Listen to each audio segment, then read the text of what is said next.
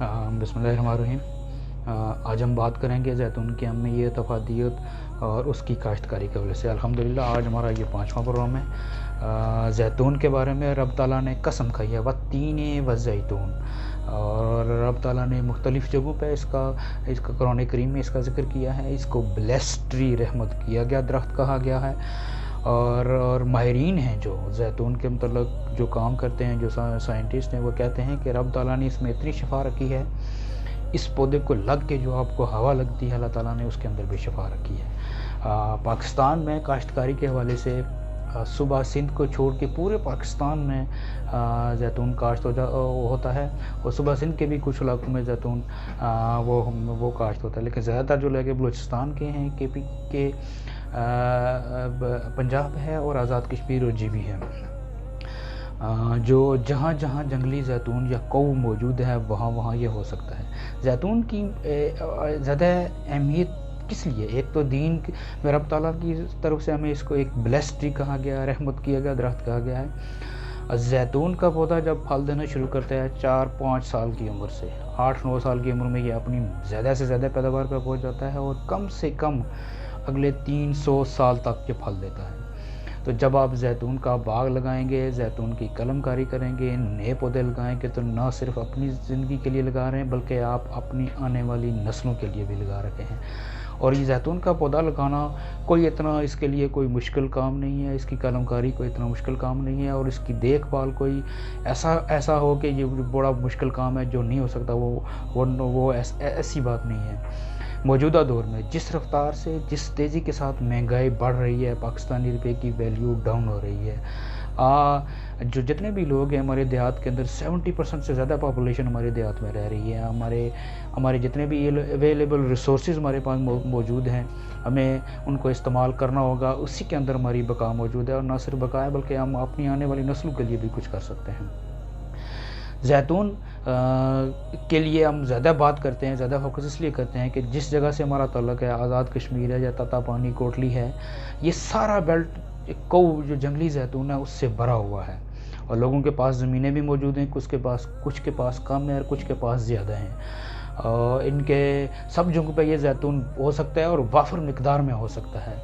और एक कनाल के अंदर तकरीबन 18 पौधे लगते हैं। ये मैं मैदानी ज़रिए ज़मीन की बात कर रहा हूँ। जो पहाड़ी ज़मीनें जिनकी वो ऊपर नीचे हैं, इसकी तादाद वो कम ज़्यादा हो सकती है। और जो इसकी फल की मिकदार है वो भी बहुत ज़्यादा है। वो इतनी ज़्यादा है कि आपकी जो मौजूदा ज़मीनें हैं, आप उनमें तकरीबन 5-6 सालों में शायद इतनी आमदन उसमें से नहीं कमाते हैं जितनी आपकी जैतून से हो जाएगी। जैतून के पौधे की एक और खूबी ये है कि जहाँ जो फसल वाली जगह है, जो ज़मीन है आपकी, आप उसमें भी इसको लगा सकते हैं।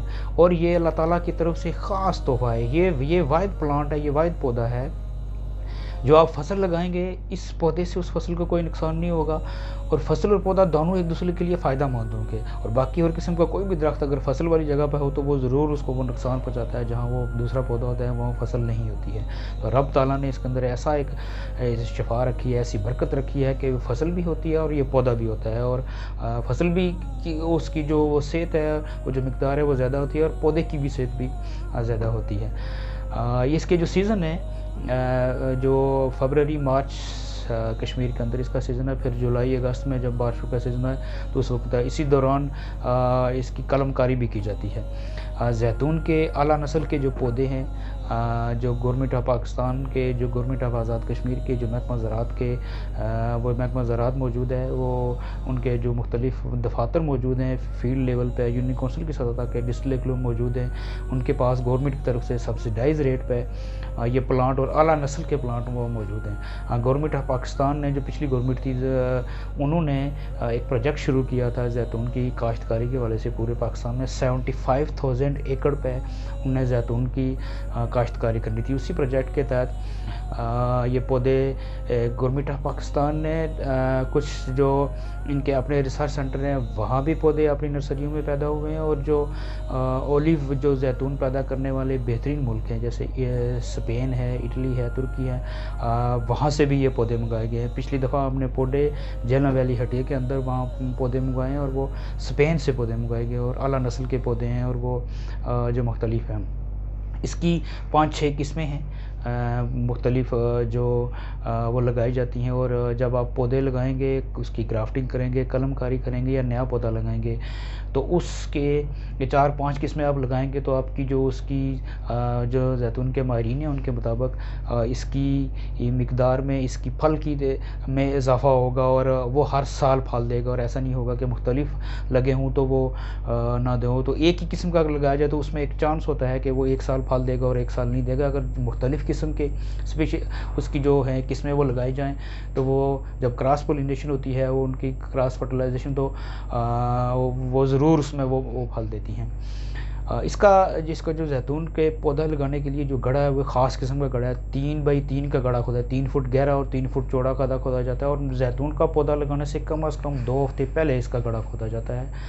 اور اس کے زیتون کے گڑھے کے لیے ایک خاص طریقہ کار اختیار کیا جاتا ہے کہ اس کا گڑھا کھودنے کے بعد آپ اس کو 2 ہفتے کھلا رہنے دیتے ہیں، بالکل وہ اوپن رہتا ہے، پھر اسی کی مٹی سے اس گڑھے کو بھر دیا جاتا ہے، اور وہ جب آپ پودا لگاتے ہیں تو پھر وہ جہاں پودے کی گاچی یا پودے کی وہ مٹی یا ٹیوب ہوتی ہے، اس سائز کی صرف مٹی نکالتے ہیں، اور وہ اس کے اندر وہ پودا آپ رکھ دیتے ہیں۔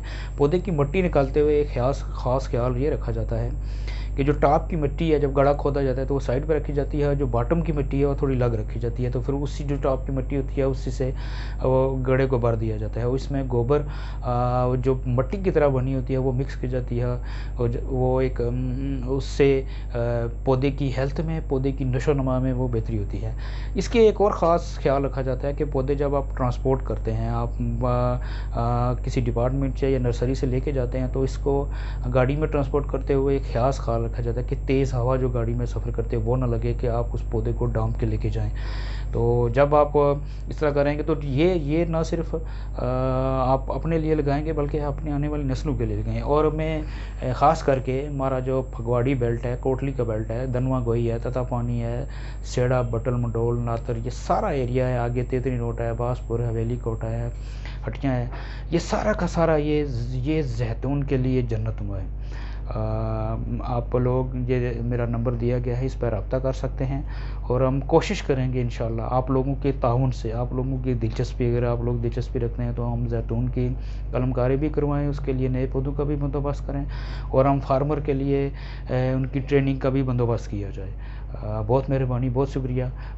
میرا واٹس ایپ نمبر دیا گیا ہے، تو آپ اپنی ہمیں قیمتی رائے سے بھی ضرور آگاہ کیجیے، اور انشاءاللہ ہم اس کے اوپر بات جاری رکھیں گے، اور انشاءاللہ امید ہے کہ ہم اپنے علاقے میں ایک زیتون کا ایک انقلاب لے کے آئیں، تاکہ جہاں جنگلی زیتون وافر مقدار میں موجود ہے، جہاں وہ ہوتا ہے وہاں زیتون ایزیلی ہو جاتا ہے۔ اپنی قیمتی رائے سے ضرور آگاہ کیجیے، چینل کو لائک کیجیے، سبسکرائب کیجیے، اور اپنے دوستوں کو بھی شیئر کیجیے، اور اپنی قیمتی رائے سے ہمیں ضرور نوازیے گا۔ آپ کی رائے ہمارے لیے بہتری ہے، اور اس پورے پروگرام کے لیے انشاءاللہ بہتری لائے گی۔ بہت شکریہ جی۔